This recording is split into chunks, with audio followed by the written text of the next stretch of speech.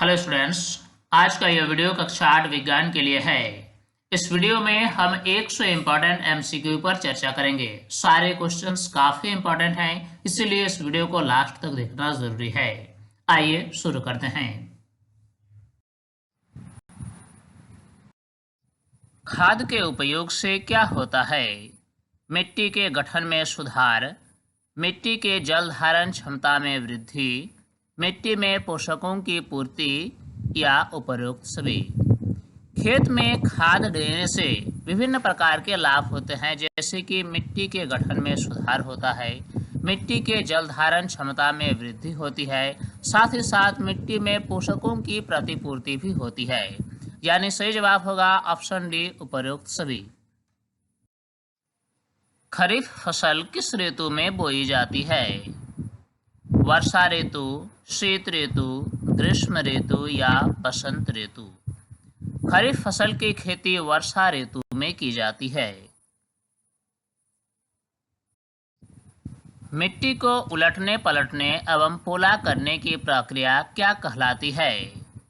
Option दिया गया है बुआई, जुताई, सिंचाई या खुदाई। मिट्टी को उलटने पलटने एवं उससे पोला करने की प्रक्रिया जुताई कहलाती है।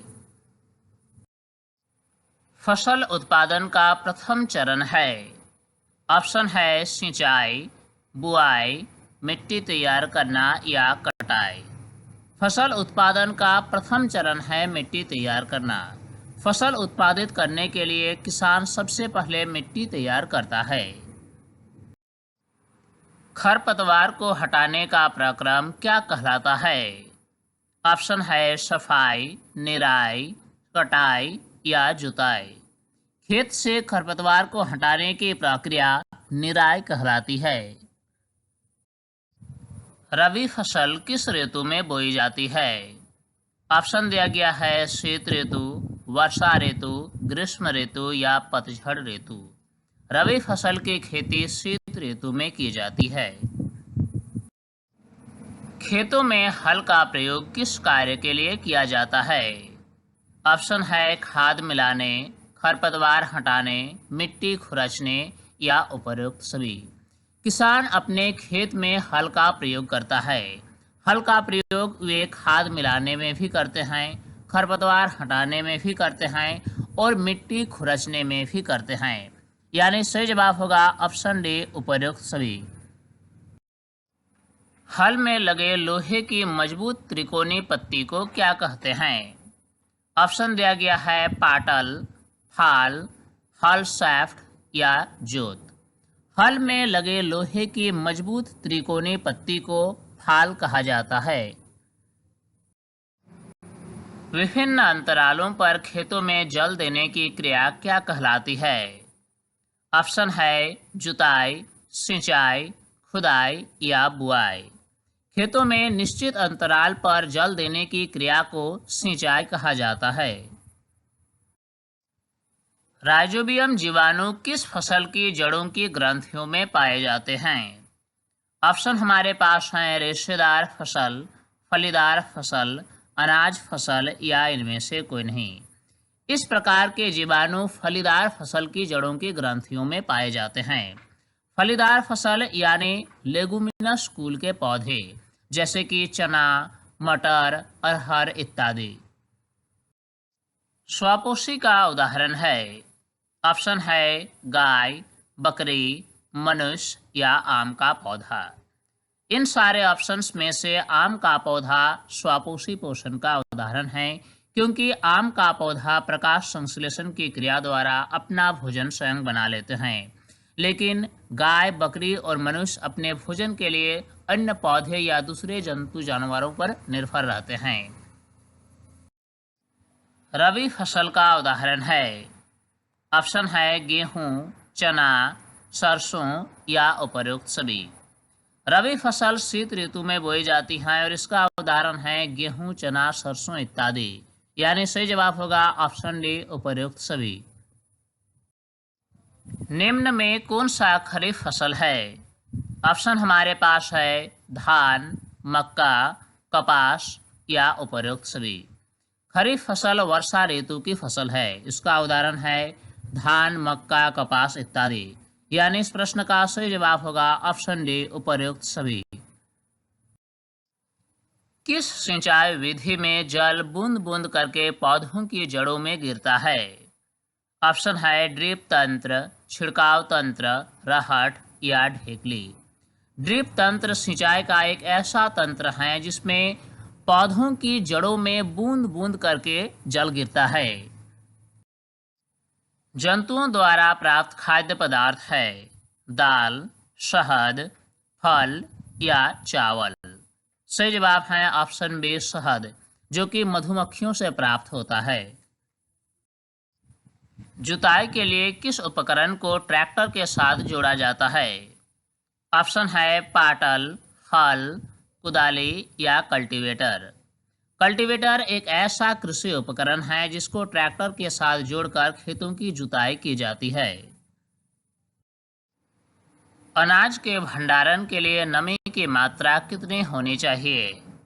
ऑप्शन है 5% से कम, 14% से कम, 20% से कम या 30% से कम। जब भी अनाज का भंडारण किया जाता है तो ये ध्यान रखा जाता है कि अनाज में नमी अधिक मात्रा में न हो, क्योंकि अधिक मात्रा में नमी होने के कारण अनाज जल्दी ही खराब हो जाते हैं। इसीलिए अनाज के भंडारण के लिए नमी की मात्रा 14% से कम होनी चाहिए। खरपतवार को नियंत्रित करने के लिए उपयोगी रसायन को क्या कहा जाता है? दिया गया है कीटनाशी, पीड़कनाशी, खरपतवारनाशी या रासायनिक उर्वरक।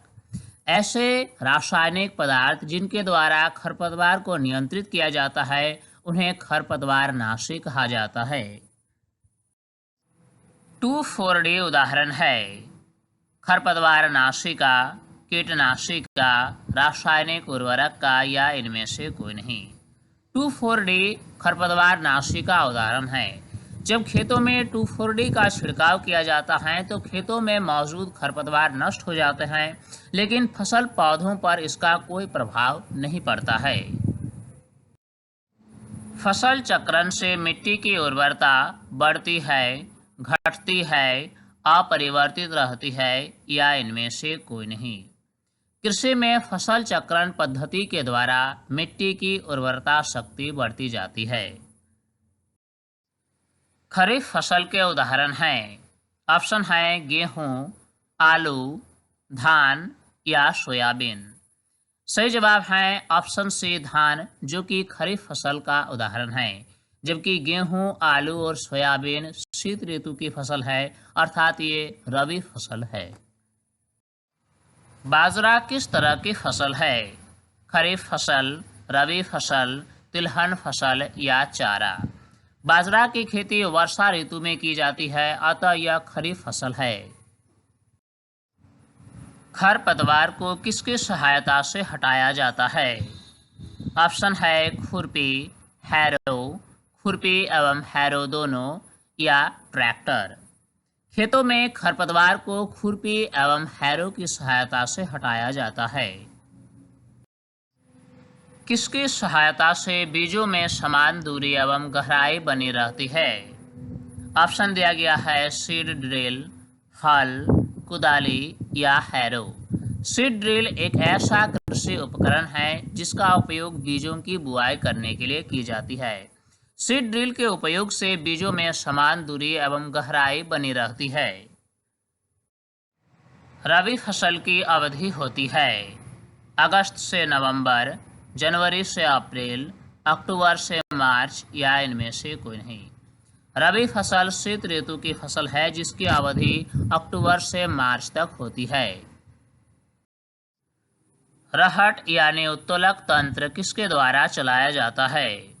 ऑप्शन दिया गया है बैलों द्वारा, मनुष्य द्वारा, जंगली जानवरों द्वारा या पक्षियों द्वारा। रहट सिंचाई का एक परंपरागत तरीका है। ये बैलों के द्वारा चलाए जाते हैं। जुते हुए खेत में मिट्टी के बड़े बड़े ढेलों को किसके सहायता से तोड़ा जाता है? ऑप्शन दिया गया है हल, पाटल, कुदाली या ट्रैक्टर। कृषि में पाटल के द्वारा खेत में बड़े बड़े मिट्टी के ढेलों को तोड़ा जाता है। सिंचाई के पारंपरिक तरीके कौन कौन से होते हैं? ऑप्शन है मोट यानी घिरनी, चेन पंप, ढेकली या उपरोक्त सभी। दिए गए सारे ऑप्शन जैसे कि मोट, चेन पंप और ढेकली पारंपरिक तरीके हैं सिंचाई के, अर्थात सही जवाब होगा ऑप्शन डी उपरोक्त सभी। कौन सा कृषि यंत्र जुताई में प्रयोग नहीं किया जाता है? ऑप्शन है हल, कुदाली, सीड ड्रिल या कल्टीवेटर। सीड ड्रिल का उपयोग बीजों की बुआई के लिए की जाती है, जबकि हल, कुदाली और कल्टीवेटर का उपयोग जुताई के लिए किया जाता है, अर्थात सही जवाब होगा ऑप्शन सी सीड ड्रिल। खरीफ फसल की अवधि होती है, दिया गया है जून से सितंबर, मार्च से जुलाई, अक्टूबर से फरवरी या इनमें से कोई नहीं। खरीफ फसल वर्षा ऋतु की फसल है जिसकी अवधि जून से सितंबर होती है। सूक्ष्मजीव कहाँ पाए जाते हैं? जल में, वायु में, मिट्टी में या उपरोक्त सभी में? सूक्ष्मजीव सभी स्थानों पर मौजूद होते हैं। सही जवाब ऑप्शन डी उपरोक्त सभी में। चीनी को अल्कोहल में परिवर्तित करने का प्रक्रम है।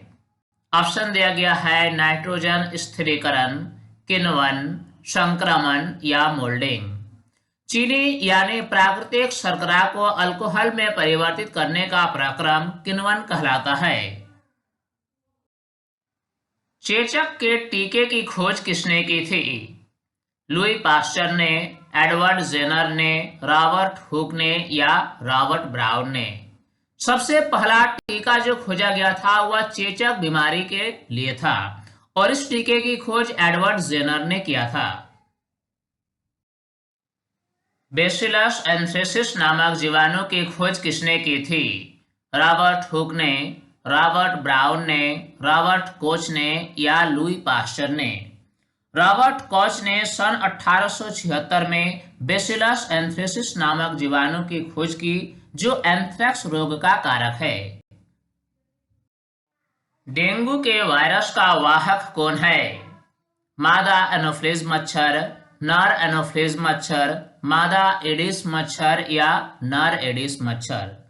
डेंगू रोग के वायरस का वाहक मादा एडिस मच्छर है। पादप रोग कौन कौन से हैं?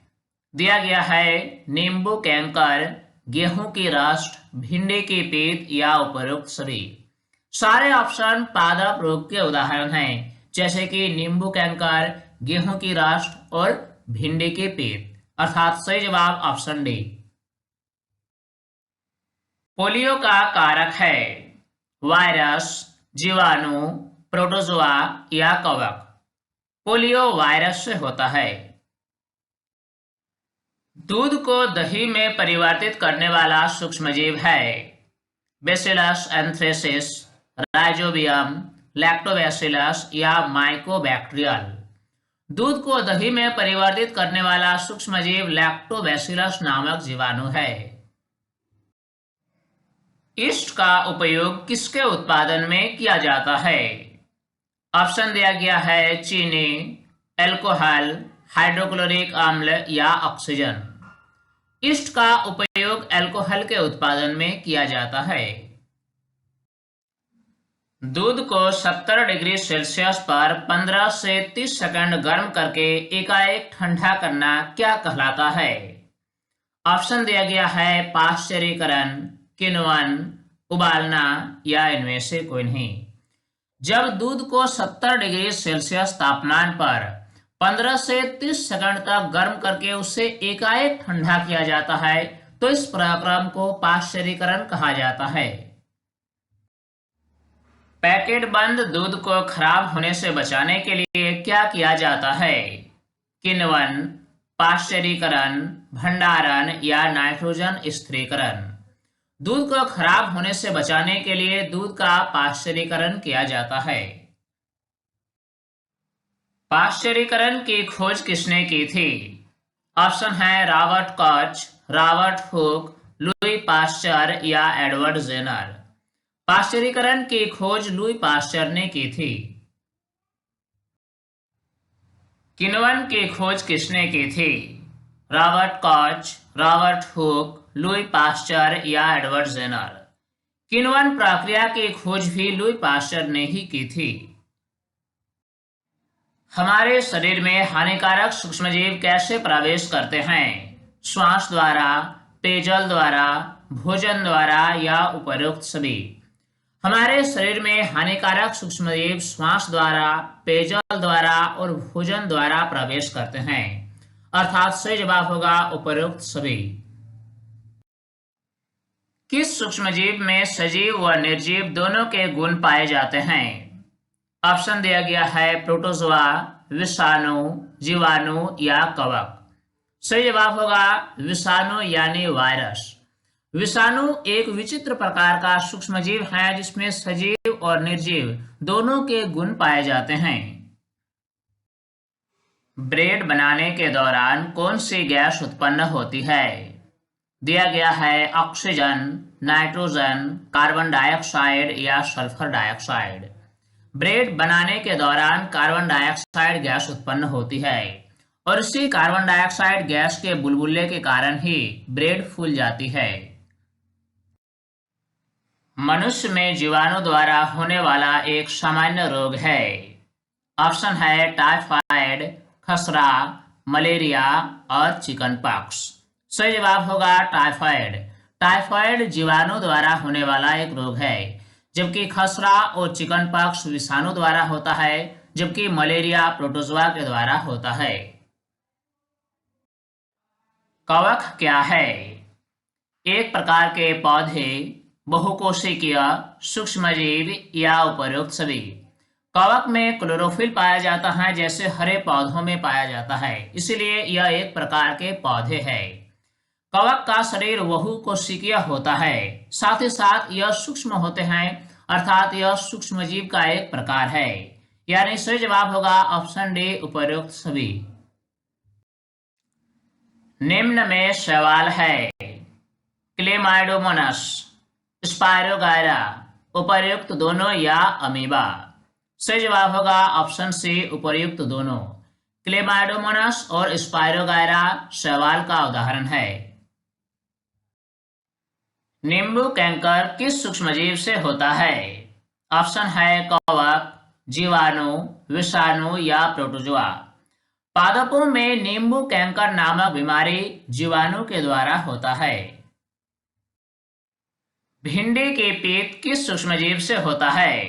पादपों में भिंडी के पीत विषाणु के द्वारा होता है। गेहूं की रस्ट किस सूक्ष्मजीव से होता है? पौधों में यह बीमारी कवक से उत्पन्न होता है। गाय में खुरपका और मुंहपका रोग होता है जीवाणु द्वारा, वायरस द्वारा, कवक द्वारा या प्रोटोजोआ द्वारा। गाय में यह रोग वायरस के द्वारा होता है। बेसिलस एंथ्रेसिस नामक जीवाणु किस रोग का कारक है? दिया गया है एंथ्रेक्स, हेपेटाइटिस ए, मलेरिया और खसरा। बेसिलस एंथ्रेसिस नामक जीवाणु से एंथ्रेक्स रोग उत्पन्न होता है। एंथ्रेक्स रोग किसमें होता है? मनुष्यों में, मवेशियों में, मनुष्य एवं मवेशियों दोनों में या पौधों में? एंथ्रेक्स रोग मनुष्यों में भी होता है और मवेशियों में भी होता है। सही जवाब ऑप्शन सी। लेग्यूम पौधों में किसका स्थिरीकरण होता है? दिया गया है ऑक्सीजन, नाइट्रोजन, कार्बन डाइऑक्साइड या वायु। लेग्यूम पौधे यानी फलीदार पौधे जैसे कि चना, मटर, अरहर इत्यादि, इन सारे पौधों की जड़ों की ग्रंथियों में विशेष प्रकार के सूक्ष्मजीव पाए जाते हैं जो कि राइजोबियम जीवाणु होते हैं। ये राइजोबियम जीवाणु वायुमंडलीय नाइट्रोजन को नाइट्रोजन यौगिक में बदलकर नाइट्रोजन का स्थिरीकरण करते हैं, यानी इसमें हम कह सकते हैं इसमें नाइट्रोजन का स्थिरीकरण होता है। मांस व मछली के परिरक्षण में किसका उपयोग किया जाता है? दिया गया है तेल, साधारण नमक, तेल एवं साधारण नमक या फिर घी। मांस और मछली के परिरक्षण के लिए तेल और साधारण नमक का प्रयोग किया जाता है। सबसे पहले कौन सा प्रतिजैविक खोजा गया था? ऑप्शन है पेनिसिलिन, स्ट्रेप्टोमाइसिन, टेट्रासाइक्लिन या एरिथ्रोमाइसिन। सबसे पहले खोजा जाने वाला प्रतिजैविक है पेनिसिलिन। सूक्ष्मजीवों की वृद्धि रोकने के लिए किसका उपयोग किया जाता है? नमक, खाद्य तेल, चीनी या उपरोक्त सभी। खाद्य पदार्थों के परिरक्षण हेतु सूक्ष्मजीवों की वृद्धि के लिए नमक, खाद्य तेल और चीनी का उपयोग किया जाता है। यानी सही जवाब होगा ऑप्शन डी, उपरोक्त सभी। पेनिसिलिन प्रतिजैविक की खोज किसने की? Alexander Fleming, Louis Pasteur, Edward Jenner या रॉबर्ट हुक। पेनिसिलिन प्रतिजैविक अलेक्जेंडर फ्लेमिंग ने खोजा था। किस बीमारी से बचाव हेतु टीका लगवाया जाता है? दिया गया है हैजा, चेचक, हेपेटाइटिस या उपरोक्त सभी। विभिन्न प्रकार की बीमारियां जैसे कि हैजा, चेचक, टीबी, हेपेटाइटिस इत्यादि के बचाव के लिए टीका लगाया जाता है। यानी इस प्रश्न का सही जवाब होगा ऑप्शन डी, उपरोक्त सभी। नाइट्रोजन का वायुमंडल से मृदा, पौधे तथा जंतु में परिवहन के संपूर्ण प्रक्रिया को क्या कहते हैं? दिया गया है नाइट्रोजन स्थिरीकरण, नाइट्रोजन चक्र, अमोनीकरण या इनमें से कोई नहीं। नाइट्रोजन का संपूर्ण परिवहन मृदा, पौधे और जंतुओं में नाइट्रोजन चक्र कहलाता है। निम्न में से कौन सा जीवाश्म ईंधन है? दिया गया है वायु, सूर्य का प्रकाश, जल या कोयला। कोयला एक जीवाश्म ईंधन का उदाहरण है। कोयले में मुख्य रूप से क्या होता है? ऑप्शन है कार्बन, ऑक्सीजन, नाइट्रोजन या हीलियम। कोयला में मुख्य रूप से कार्बन पाया जाता है। निम्न में से कौन सा एक प्राकृतिक संसाधन नहीं है? ऑप्शन दिया गया है वायु, खनिज, मृदा या प्लास्टिक। इनमें से वायु, खनिज और मृदा प्राकृतिक संसाधन है, जबकि प्लास्टिक एक मानव निर्मित पदार्थ है। निम्न में से कौन सा एक अक्षय प्राकृतिक संसाधन है? दिया गया है कोयला, पेट्रोलियम, सूर्य का प्रकाश, प्राकृतिक गैस। इनमें से कोयला, पेट्रोलियम और प्राकृतिक गैस अक्षय प्राकृतिक संसाधन नहीं है, क्योंकि ये खत्म होने वाले हैं, जबकि सूर्य का प्रकाश कभी न खत्म होने वाला प्राकृतिक संसाधन है, अर्थात यह एक अक्षय प्राकृतिक संसाधन है। निम्न में से जीवाश्म ईंधन का उदाहरण है। ऑप्शन है कोयला, पेट्रोलियम, प्राकृतिक गैस या उपर्युक्त सभी। जीवाश्म ईंधन वैसे ईंधन को कहा जाता है जिसका निर्माण मृत पेड़ पौधे या जीव जंतु के अवशेष से हुआ है। कोयला, पेट्रोलियम और प्राकृतिक गैस का निर्माण जीवाश्म से हुआ है, अर्थात ये जीवाश्म ईंधन का उदाहरण है। इसलिए सही जवाब होगा ऑप्शन डी, उपर्युक्त सभी। वैज्ञानिकों के अनुसार कोयला किस पदार्थ से बने हैं? दिया गया है समुद्री जीव, मृत पेड़ पौधे, मिट्टी या इनमें से कोई नहीं। वैज्ञानिकों का ऐसा मानना है कि बहुत पहले यानी आज से लाखों वर्ष पहले पृथ्वी पर घने वन थे। किसी प्राकृतिक आपदा के कारण ये वन क्षेत्र मिट्टी के नीचे दब गए और लाखों वर्षों के समय अंतराल में उच्च ताप और दाब की स्थिति में ये कोयले में परिवर्तित हो गए, अर्थात कोयले का निर्माण मृत पेड़ पौधे से हुआ है।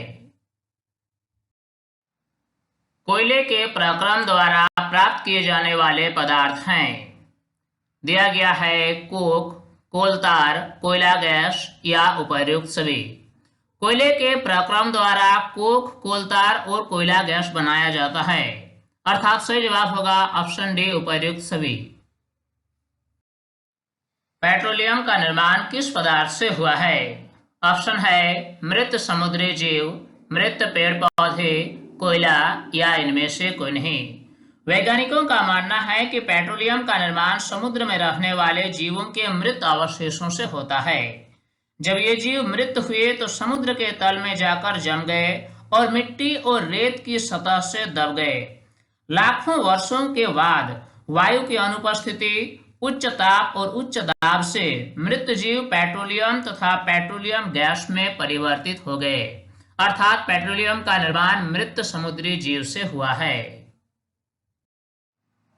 निम्न में से कौन सा ईंधन कम प्रदूषणकारी है?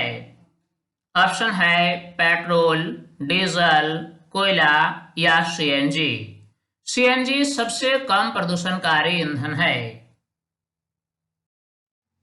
पेट्रोलियम के संगठकों को पृथक करने के प्रक्रम है।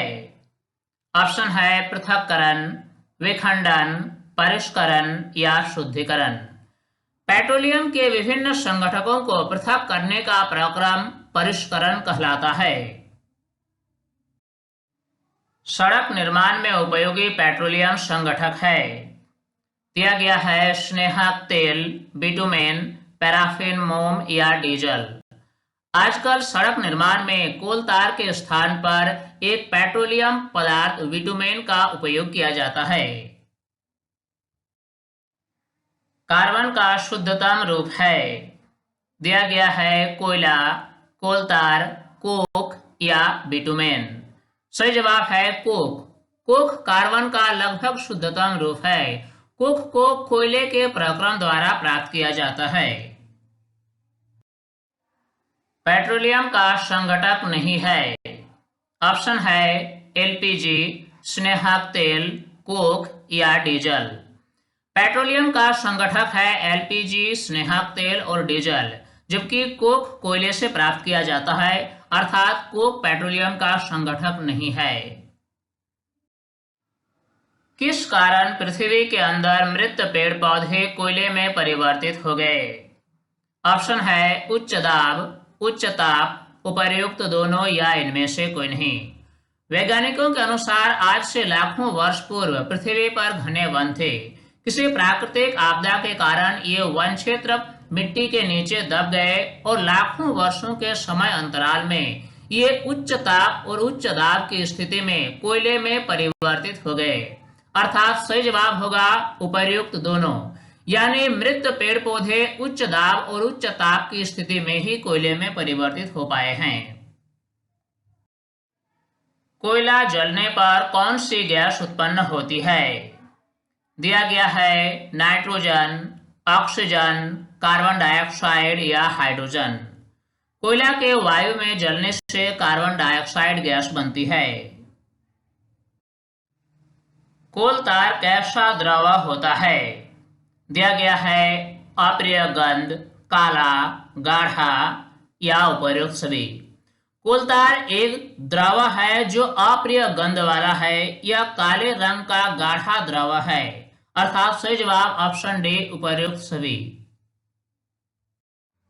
पैराफिन मोम का उपयोग कहाँ किया जाता है? ऑप्शन है मरहम में, मोमबत्ती में, वैसलीन में या उपर्युक्त सभी में।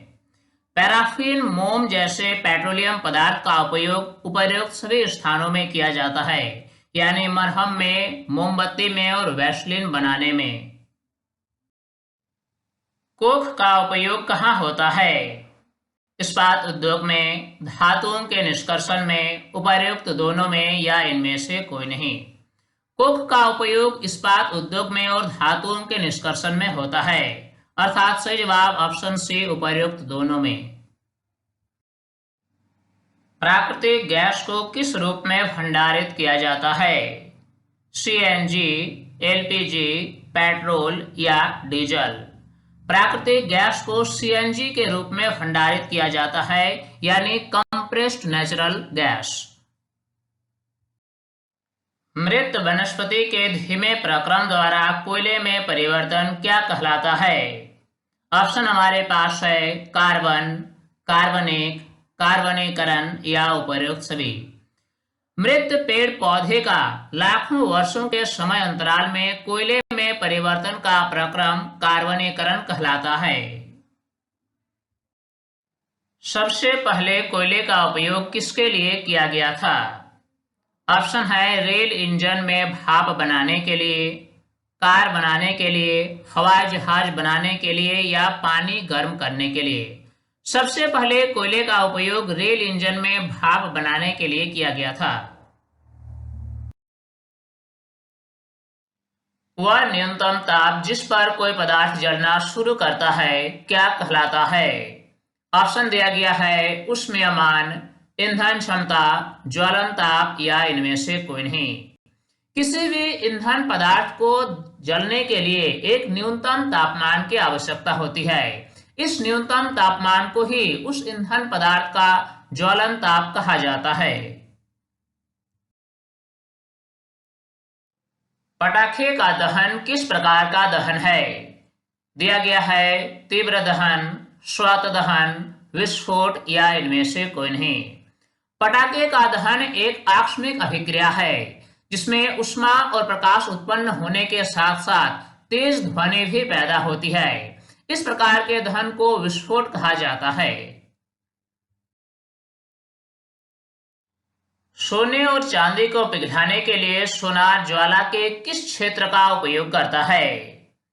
दिया गया है बाहरी क्षेत्र, मध्य क्षेत्र, आंतरिक क्षेत्र या पूरे ज्वाला का। जैसा कि हम जानते हैं कि ज्वाला के 3 क्षेत्र होते हैं, आंतरिक क्षेत्र, मध्य क्षेत्र और बाहरी क्षेत्र। इन तीनों क्षेत्रों में से ज्वाला के बाहरी क्षेत्र का ताप सबसे अधिक होता है।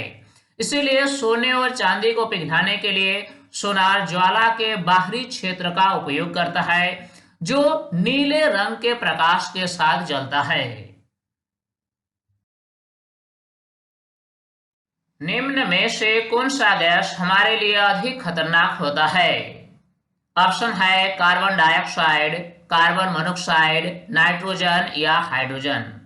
हमारे स्वास्थ्य के लिए सबसे हानिकारक गैस कार्बन मोनोऑक्साइड गैस है। निम्न में से कौन सा पदार्थ दहनशील नहीं है? ऑप्शन दिया गया है लकड़ी, कांच, कागज या तेल। इन सारे ऑप्शन में से लकड़ी, कागज और तेल का दहन हो सकता है लेकिन कांच का दहन नहीं हो सकता, अर्थात यह एक दहनशील पदार्थ नहीं है। सही जवाब ऑप्शन बी कांच। दहन के पोषक पदार्थ है। ऑप्शन है कार्बन, ऑक्सीजन, जल या कार्बन डाइऑक्साइड।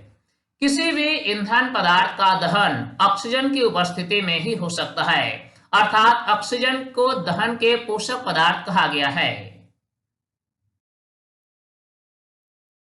निम्न में से कौन सा गैस एक उत्तम अग्निशामक है? ऑप्शन है ऑक्सीजन, नाइट्रोजन, हाइड्रोजन या कार्बन डाइऑक्साइड। आग बुझाने के लिए कार्बन डाइऑक्साइड गैस का उपयोग किया जाता है, अर्थात यह एक उत्तम अग्निशामक है। दहन के लिए आवश्यक परिस्थिति है ईंधन, ऑक्सीजन, ज्वलन ताप या उपर्युक्त सभी। दहन के लिए ईंधन पदार्थ की उपस्थिति अनिवार्य है। दहन ऑक्सीजन की उपस्थिति में ही हो सकता है। साथ ही साथ किसी पदार्थ का दहन तभी हो सकता है जब उस पदार्थ का तापमान उसके ज्वलन ताप तक पहुंच जाए, यानी दहन के लिए आवश्यक परिस्थितियां हैं उपर्युक्त सभी। कौन सा ईंधन का ऊष्मीयमान सबसे अधिक होता है? ऑप्शन है हाइड्रोजन, एलपीजी, सीएनजी या पेट्रोल।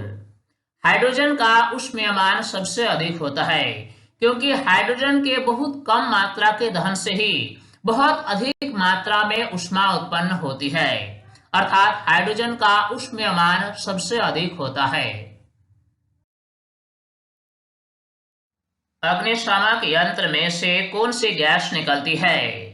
ऑप्शन है हाइड्रोजन, कार्बन डाइऑक्साइड, नाइट्रोजन या ऑक्सीजन। अग्निशामक यंत्र का उपयोग आग बुझाने के लिए किया जाता है। इस यंत्र से कार्बन डाइऑक्साइड गैस निकलती है। कार्बन डाइऑक्साइड गैस आग को चारों तरफ से कंबल की तरह ढक लेती है, जिससे आग को ऑक्सीजन की आपूर्ति नहीं हो पाती है और आग बुझ जाती है। सही जवाब कि अग्निशामक यंत्र से कार्बन डाइऑक्साइड गैस निकलती है। निम्न में से कौन सा दाह्य पदार्थ है? ऑप्शन है पत्थर, कांच, लोहे की कील या कोयला। जिस पदार्थ का दहन हो सकता है उससे दाह्य पदार्थ कहा जाता है। इन सारे ऑप्शन में से पत्थर, कांच और लोहे की कील का दहन नहीं हो सकता है, लेकिन कोयले का दहन हो सकता है, अर्थात कोयला एक दाह्य पदार्थ है। मोमबत्ती की ज्वाला का मध्य भाग कैसा दिखाई पड़ता है? ऑप्शन है लाल, पीला, हरा या काला। मोमबत्ती का मध्य भाग पीले रंग के प्रकाश के साथ जलता है। निम्न में से ज्वलनशील पदार्थ का उदाहरण है। ऑप्शन है पेट्रोल, एल्कोहल, एलपीजी या उपर्युक्त सभी। ज्वलनशील पदार्थ वैसे पदार्थ को कहा जाता है जो बहुत ही कम तापमान पर ही आग पकड़ लेता है। जैसे उदाहरण है पेट्रोल, अल्कोहल, एलपीजी इत्यादि। ये सारे ईंधन पदार्थ ऐसे ईंधन हैं जो बहुत ही कम तापमान पर ही आग पकड़ लेता है, अर्थात ये सारे ज्वलनशील पदार्थ के उदाहरण हैं। इस प्रकार इस प्रश्न का सही जवाब होगा ऑप्शन डी, उपर्युक्त सभी। किसी व्यक्ति के कपड़ों पर लगे आग को नियंत्रित करने का कौन सा तरीका उपयुक्त है? ऑप्शन है व्यक्ति द्वारा दौड़ लगाना, कंबल से शरीर को ढक देना, कार्बन डाइऑक्साइड अग्निशामक का इस्तेमाल करना या पॉलीथीन से शरीर को ढक देना। जब किसी व्यक्ति के कपड़ों में आग लग जाए तो आग को नियंत्रित करने का सबसे अच्छा तरीका है व्यक्ति को कंबल से अच्छी तरह से ढक देना। ऐसा करने से क्या होता है, आग का संपर्क वायु के ऑक्सीजन से टूट जाता है और आग पर आसानी से नियंत्रण पाया जा सकता है। ज्वाला में कितने क्षेत्र होते हैं? ऑप्शन है 2, 3, 4 या 5। ज्वाला के 3 क्षेत्र होते हैं, आंतरिक क्षेत्र, मध्य क्षेत्र और बाहरी क्षेत्र। निम्न में कौन सा पदार्थ स्वतः दहन प्रदर्शित करता है? ऑप्शन है श्वेत फास्फोरस, लकड़ी, पटाखा या इनमें से कोई नहीं। श्वेत फास्फोरस स्वतः दहन प्रदर्शित करता है। श्वेत फास्फोरस को जल में डुबाकर रखा जाता है। जैसे ही श्वेत फास्फोरस को जल से बाहर निकाला जाता है और ये जैसे ही वायु के संपर्क में आता है, ये अपने आप स्वतः ही आग पकड़ लेता है। इस तरह के दहन को स्वतः दहन कहा जाता है। ईंधन के अपूर्ण दहन के फलस्वरूप कौन सी गैस मुक्त होती है?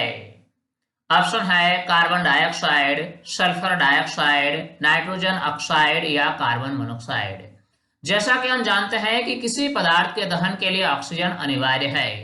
जब किसी पदार्थ के दहन के दौरान ऑक्सीजन की आपूर्ति कम होती है तो इस परिस्थिति में ईंधन का अपूर्ण दहन होता है और अपूर्ण दहन के फलस्वरूप कार्बन मोनोऑक्साइड गैस निकलती है। तो स्टूडेंट्स, इस वीडियो के माध्यम से हमने 100 इम्पोर्टेंट एमसीक्यू पर चर्चा किया। उम्मीद करता हूँ ये वीडियो आपको काफ़ी पसंद आई होगी और इस वीडियो से आपने काफ़ी कुछ सीखा होगा। ये वीडियो आपको कैसा लगा हमें कमेंट में ज़रूर लिखकर बताएं। साथ ही अगर अभी तक आप हमारे यूट्यूब चैनल साइंस प्लेटफॉर्म को सब्सक्राइब नहीं किया है तो इसे अभी सब्सक्राइब कर लें ताकि हर नई वीडियोज़ के अपडेट्स आप तक आसानी से पहुँच सके। स्टूडेंट्स, तब तक के लिए बाय।